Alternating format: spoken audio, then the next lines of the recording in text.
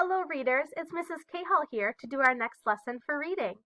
Did you guys know that rereading helps you see new things in your book? You might notice more in your books. And when you're reading with a partner, you might notice even more in their books. So, you might notice something new about maybe just a detail on one page, or you might notice something new in the entire book. So, we're also going to be looking to see if some pages go together. So friends, today what I want to teach you is that readers reread. They notice how parts of the story go together.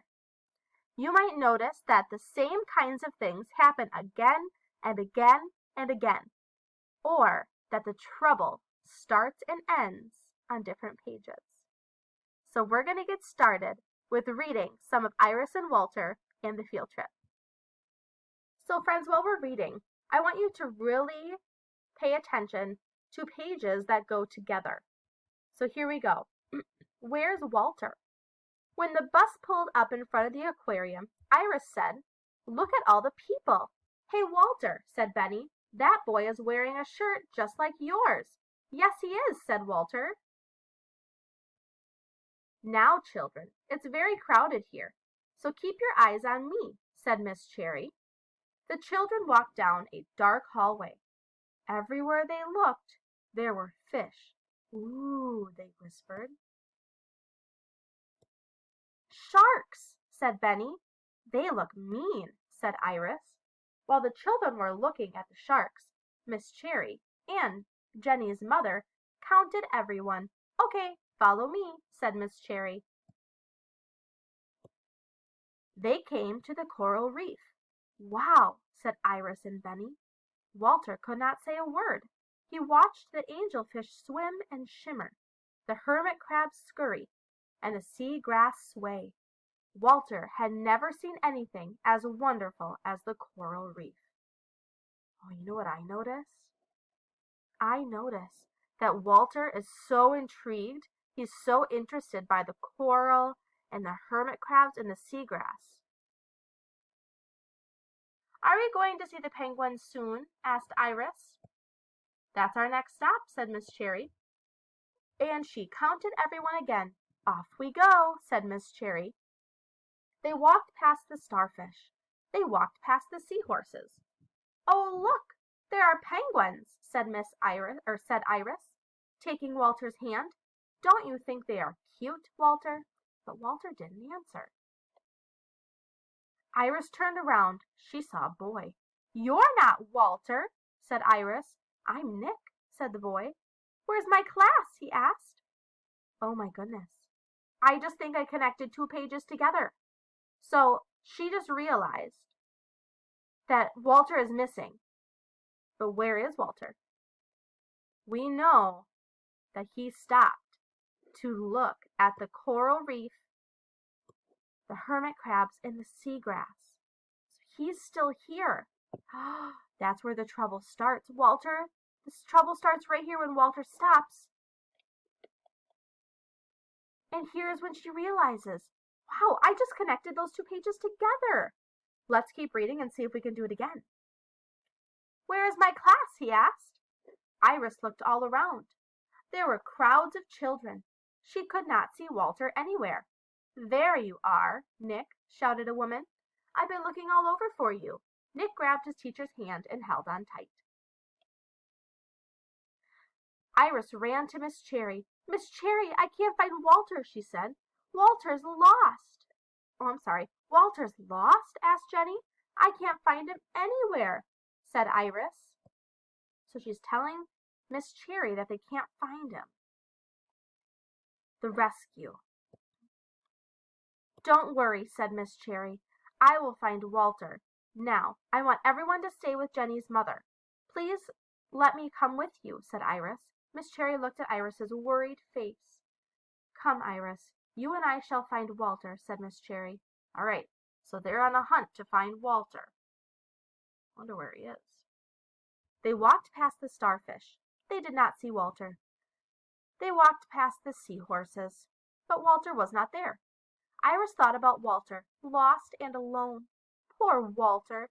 He must be really scared, she said. We will find him, said Miss Cherry. But there were so many people.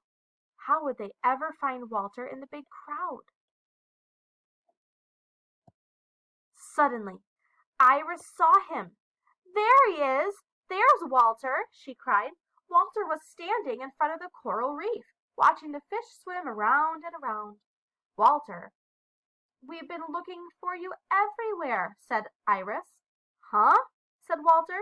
I was so worried, said Iris. Why? Asked Walter. Because you were lost, said Iris. I was? He asked. Iris and Miss Cherry gave Walter a big hug. I'm very happy to see you, Walter, said Miss Cherry. And now I think it's a good time to have our picnic, don't you? Outside, the sun was shining. Iris and Walter played tag with their friends. They sat under a tree and shared their lunches.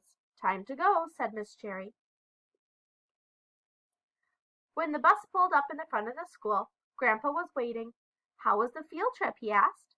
It was fabulous, said Walter. We saw angelfish and hermit crabs. And Walter got lost, said Iris. Oh, no, said Grandpa. But I didn't know I was lost, said Walter. And I found him, said Iris. Then Iris and Walter told Grandpa the whole story, all the way home. And that's the end of our book. But look. So, I think, let's take a look. Right here is when Iris and Walter, when Miss Cherry and Iris were looking for Walter. That's a problem. That's the problem. Walter is lost. Is there a page where they get together, where they find him? That would be the solution. Let's check. Right here, they found Walter at the front of the coral reef watching the fish swim around and around. So we connected two more pages together. We connected this page where they're looking all over for Walter and this page when he is found. Great work, friends. So friends, did you notice how we connected those pages together? That where the problem started, where it went up, and then it got solved? That is how we did that. Great job. You guys did awesome. So, now it's your turn. When you are reading today, we want you to practice this work together, either in a book that you've been working on or a new book. You could also use your guided reading books that you brought home. But if you're using Epic or Tumble books, feel free to use those too. Readers, I want you to study the patterns you see in the story, just like we did with Ivory and Walter in the field trip, with the trouble of the story. Find hidden clues in the pictures or the words. And if there's trouble in your book, find the page where the trouble starts and where it ends. Boys and girls, you have been using a lot of strategies when you go on reading adventures across the week. And this helps you better understand your books. Friends, it's time to add another sticky to our chart. Off we go, readers go on adventures.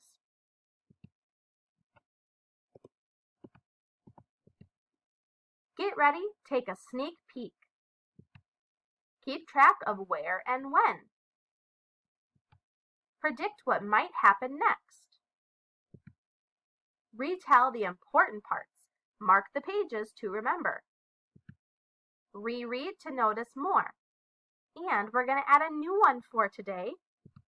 Connect parts of the story together, just like we connected where the problem started and where the problem was solved where they found Walter. So boys and girls, it is your job now to go into your books and find pages that connect together. Have fun, and so excited to see what you come up with. Bye, boys and girls.